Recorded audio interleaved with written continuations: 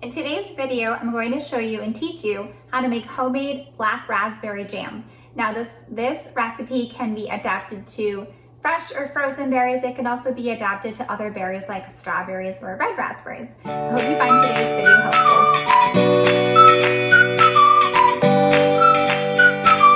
If you're new to my channel, welcome. My name is Melissa. I'm a mom of 4 boys and I love sharing low toxin swaps for your home, skincare, and makeup.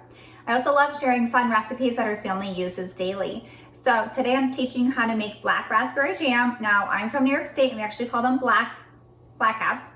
And they were actually picked in July, but I froze them because I did not have time to make them. So that's the beauty of making jam. You can freeze a lot of berries and actually do it in the winter. And again, this recipe can be adapted for all sorts of berries like strawberries and red raspberries. So this is exactly what you're gonna need today to make black raspberry jam. Okay, I am making the jam with pectin. This is a low or no sugar needed pectin. And that just means that you're going to use less sugar. It's going to be organic sugar. That's what I'm using, at least organic cane sugar, but less of it than the regular one. And I like it because obviously it's less sugar for my kids and the fruit taste actually comes out better with the low sugar. And again, this is the Ball, and I'll link everything below. The Ball Real Fruit Low or No Sugar Needed Pectin. I've been using it for years and it sets up well and it's super easy to use. Again, cane sugar. We're going to need a pretty big size pot like this to be cooking the actual jam in. We're going to need about 4 cups of the berries. We're going to use a canner.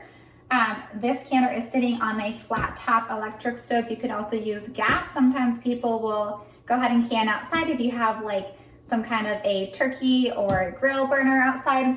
And inside of the canner, I already have my half pints. I like to can in half pints. It's like the perfect size to put jam in. And I already have it set with water. And then I have brand new lids and bands from Ball, same company, sitting in some nice warm water that's going to be hot later on. Everything needs to be hot for canning. It's very important. I have a 1 cup measuring cup. I have a ladle. Now the berries, because they were frozen, they kind of condense. I don't really need to mash them, but usually do need to mash them a little bit. And then I always use a funnel to make it easier to put the jam in, and of course my measuring spoons.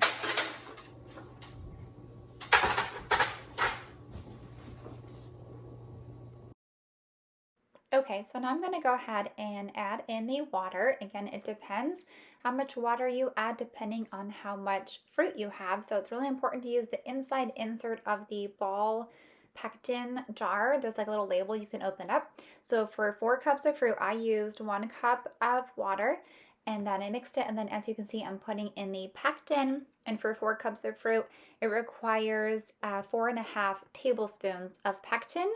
And it does take a little bit of mixing in, so I am gently just kind of sprinkling it over. That seems to help it mix better. And again, it's 4.5 tablespoons of pectin. And then I just go ahead and mix it really well to make sure everything is incorporated. And at that point, I go ahead and turn it on low, and then actually low to medium. And then I'm going to go ahead and bring it to a really nice boil. Okay, so once it's brought to a really strong boil, you're going to go ahead and add in your organic cane sugar. So I like to use organic cane sugar because it's non-GMO. And for 4 cups of fruit, it calls for it within that Ball pectin label, it calls for 1.5 cups of sugar. And again, I go ahead and just make sure it's really well incorporated as it's on low to medium. And while I'm doing that, you really want to make sure that your water next to it, you can see the big canning pot, is set to boil with the canning jars. And also I just showed you the lid should be pretty hot. And then make sure you have your wet paper towel because you're going to be wiping off the lids, your funnel, and also your ladle. Just really important to have everything ready for the next processing step. Okay, after I put the sugar in, I made sure that it was brought back to a boil for about a minute. And then after it's boiling for a minute, I take it off the stove there. and I'm not sure why I disappeared for a minute. I think I forgot. Oh my goodness, I forgot my favorite canning tongs that you definitely need to have to can. You cannot can without them. And then I just go ahead and take those half-pint jars out.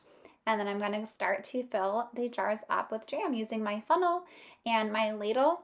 And I think I'm getting it about 2 ladlefuls full in my half-pint jars, and then you're going to go ahead and fill it up into the second to top ring. So it's like a 1/4 inch or maybe 1/2 inch down from the very top. And then a lot of times, as you can see, I'm wiping the top with a wet paper towel just to make sure I get any jam that's stuck, because that could prevent the actual lid from sealing. And then I go ahead and just put it back in my canner to stay nice and hot. So you're just going to go ahead and repeat the process over and over again, and make sure that your jars, all of your jars, are full until all of the jam in that pot is gone. And so I'm estimating that it's going to give me about 6 half pints of jam just from looking at the chart in the pectin bottle. Again, that label is inside. You just have to peel it back, and it shares all of the directions that I'm sharing with you right now and the measurements for how much sugar and pectin and all of that. And I'm just making sure that everything is staying hot. So once the jam jars are set like that, I'm putting it back in the canner. And you can also put the canner, as you're doing this, back on like low to medium. And then once all of the jars are in there, you're going to go ahead and put it up to medium high. Wait till it boils. And once it's boiling, you're actually going to boil the jam jars for 10 minutes. Okay, so I have taken them out of the canner. They boiled for 10 minutes, they have cooled down, and then I actually go ahead and store them without the bands. I can use the bands for another canning job, and they store just fine like this as long as it is sealed. How to make sure if it's sealed, you're gonna be able to push down on it and there's no poppy sound, so it's pressed down and sealed, it's airtight, and it's good for a couple years, although it does not last that long in my family, full of boys. And it is good to go. It's a great thing to make for yourself. Homemade jam, you're not gonna get the preservatives and the natural flavors in the store-bought.